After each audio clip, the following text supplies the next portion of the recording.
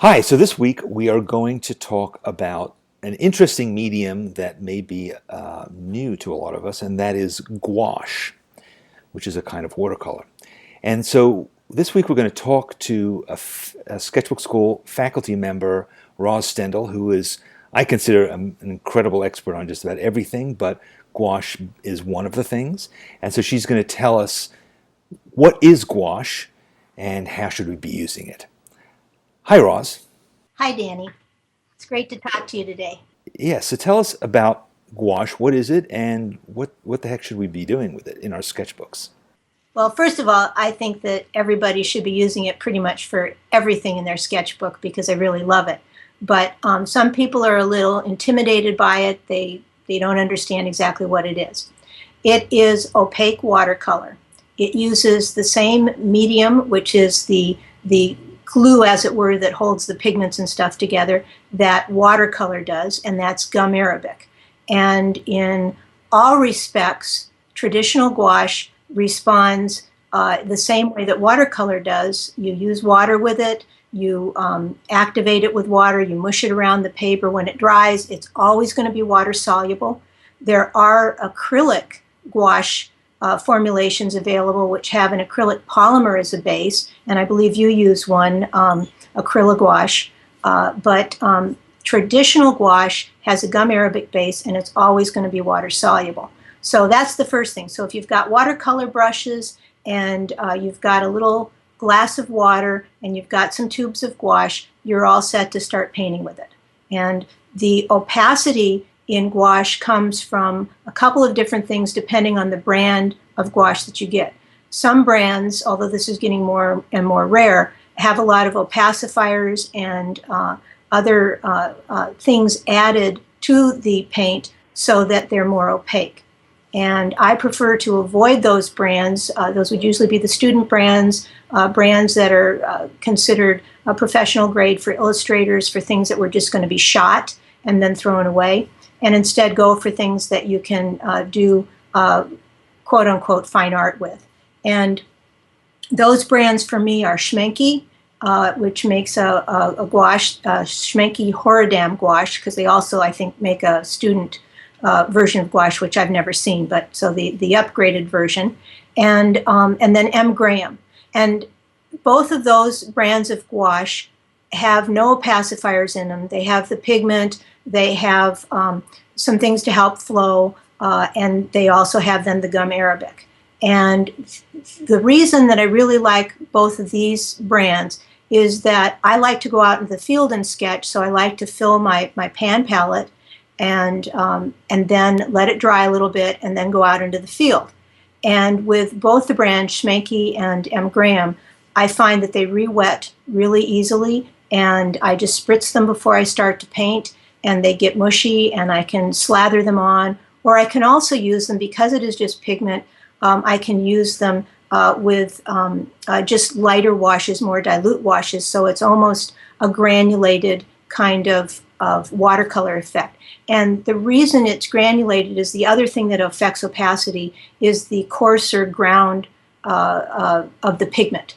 And so that's in all gouache, they grind the pigments a little more coarsely. So for those reasons, I like, as I said, Schmenke and M. Graham. And I'm not under contract with either one of those companies. In fact, I have a raging, well, at least from my perspective, a raging feud with Art, who has the M. Graham brand, because he is not bringing out my favorite color, which is PB60, which is a dark blue, in gouache. But except for that omission of that color, he has an excellent line of paint. So, okay, so you've touched on a couple of issues that I've had personally with doing gouache. Yes, I bought those acryla gouaches, which are acrylic based. What happens with them is when they dry, they are unworkable, they become solid, but they have really bright colors. I really like them, and I'll use them as a field of color, and then it's also easy to draw on them. Yeah. So the other issue I've had, and I've used a variety of different kinds. I've had some M. Grahams, and the problem I have with them is that when I go out into the field, I personally don't find them that they re-wet that easily. So I end up having this elaborate palette that has all these little individual plastic cups that are airtight.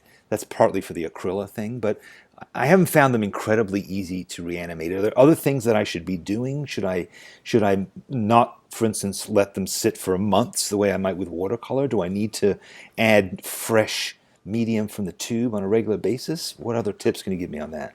Yeah, we could get into the different components of what happens in a gum arabic type of paint, and there are things that you could add, but they aren't going to solve the initial problem or the essential problem which you're explaining, which is that they just don't re-wet for you. And I don't have that problem. The only thing I can say is that I get mine to re-wet by squirting them down with a spritzer bottle when I start my sketching. And then I'll say that I usually finish the sketch in about 10 minutes. And by that time, the moisture has, and it's not just a light coating of water, it's a good dose of water, has really activated the paints enough so that I can get a good amount of paint on my brush and use it. Now, one of the things that you might do, because humidity and working temperature can impact how you actually experience gouache using it in the field. Since you already have experienced this and just spritzing it doesn't work for you, what you might elect to do instead is to fill your palette with your gouache from the tube just before you go out. I've done this sometimes when I've gone to the state fair when I want really, really thick slathering paint. And which is actually, you shouldn't slather it on that much anyway, because when gouache dries, it does have a potential to crack. And if it's really slathered on, especially on something as flexible as a book page, which you can turn and crease and such, some of it might fall off. I've never had that happen, but I'm just giving people a heads up. And so I think that what I would do in your situation and for other people who have tried to re-wet it and haven't been successful, if they're using Schmenke and M. Graham, and you were using M. Graham, which has honey in it, so it's one of the more pliable ones, what I would suggest to do is fill your palette just before you go out and just keep it upright so that it doesn't tip over and you have a mess. But they're pretty solid. They're more solid and hold together more than watercolors when they come out of the tube. And then take it and work in the field that way. And when you close the palette, take a little tear of paper towel and fold it into a little rectangle and saturate that with water and put it in the palette and shut the lid, and that'll keep things moist in there. It's sort of the little trick, some of us had rapidographs that had the little water reservoir at the tip that would keep the acrylic ink flowing in our rapidograph. So it's the same kind of thing. You're creating a humid environment. Now, the downside for that is that if you leave your palette shut like that, you could come back and you might have a very interesting science project. Depending on what things were in your water, what things were just floating around in the air, you could get some mold growing in your paint. And if that happens, I recommend that you clean out the whole palette and just start from scratch, because no matter what you do, we can't see mold at its smallest point when it's just starting, and you would just be passing mold from color to color at that point. So I would start from scratch and do that. Does that sort of give us? No, that does. I think the thing that you've touched on is I've been treating gouache like watercolor, where with watercolor you just have a wet brush and it just reanimates. Yeah. What you're saying is it just needs to sit for longer. So let's move on to another topic. Oh, one quick thing though, I will say that if you just want to take one palette into the field, sometimes all I do is take a gouache palette, and then without spraying it, with just lightly touching it, I can get enough color off to do translucent colors like a watercolor, if that's what you want to do. And if you have a good paint, then it's not going to look weird. So okay, I think you've given us great advice on how to actually work with it. But the next question is, why should we use it, and how does it work? Because for me, obviously, one of the drawbacks is you do a drawing, and then you have this opaque gouache, which is going to cover over some of your lines. I find that it's helpful to me to, I might want to create a field of color, and it's usually very bright and very opaque, and then draw on top of it, or maybe just do a painting in gouache and then draw on top of it as well. But how do you work with that trade-off of it obscuring your lines, and ultimately, what's the point? Why are you using it at all? Okay. Well, I want, before I forget, to mention one thing about drawing on top of things, because you mentioned that earlier. And one of the things I want to point out to people that they may not know is that when you put gouache on a background or as part of your drawing, regular traditional gouache, water-soluble gouache, actually has a very nice surface for drawing on with pencil and with pen. And so it's excellent to do that if you want to try that. But why use it in the first place? For me, I guess it goes back to like one of my first experiences with real watercolors. I was given a bunch of tubes and I squeezed it out. I wasn't really given any instruction, and I used it very opaquely, mimicking what I saw people doing in oil paintings, for instance. And this is just me as a child not knowing what's really going on. And my eye just likes that. My eye just really likes, it's not that I don't like transparent watercolors and the glorious, glorious images that people, come up with. I mean, the things that, for instance, Kate Johnson does, who is also an instructor in Sketchbook Skool, are just incredible with how she shows light with transparent watercolor. So that's all lovely. But for me, my eye just resonates with the opacity and the flatness and so on. So that's one reason, what your eye likes. If your eye likes that, then you should go for it. Second reason, it is so much fun. There is nothing more fun than to squeeze out little tubes of gouache or to get your pan of gouache out and to start moving the paint around. There's a way that it moves on the brush. It tugs on the brush differently, of course, than watercolor does. It puts a drag on there. And all of those things are fun and tactile and just interesting.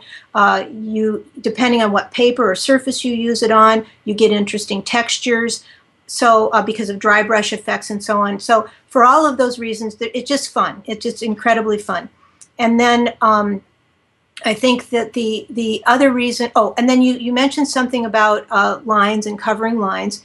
And I sometimes, I like to draw with my Pentel Pocket brush pen, and lines don't get any more bold than that. And so sometimes for me, the best way, the quickest way to get from a Pentel Pocket brush pen brush drawing with dark, dark black lines to a finished painting, I could work with watercolor. You'd always see the lines, and that would be, something that I would have to incorporate in my design. But if I want to get rid of any of those lines, if I whip out the gouache and start painting, I can paint over the lines that I want. I can reserve the lines that I want to still see.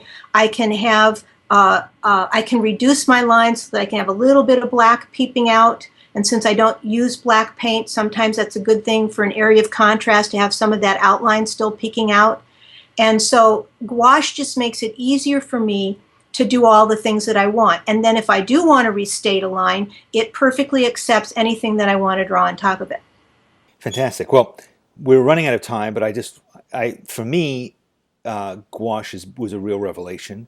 I love having big splashy colors. I like sometimes combining it with watercolors, as you say, and having those hard edges. I really like that. I like being able to also, as you say, you can obscure a line. You can, if you don't like a line, you can redo it. So it changes and makes for more graphic kinds of looks.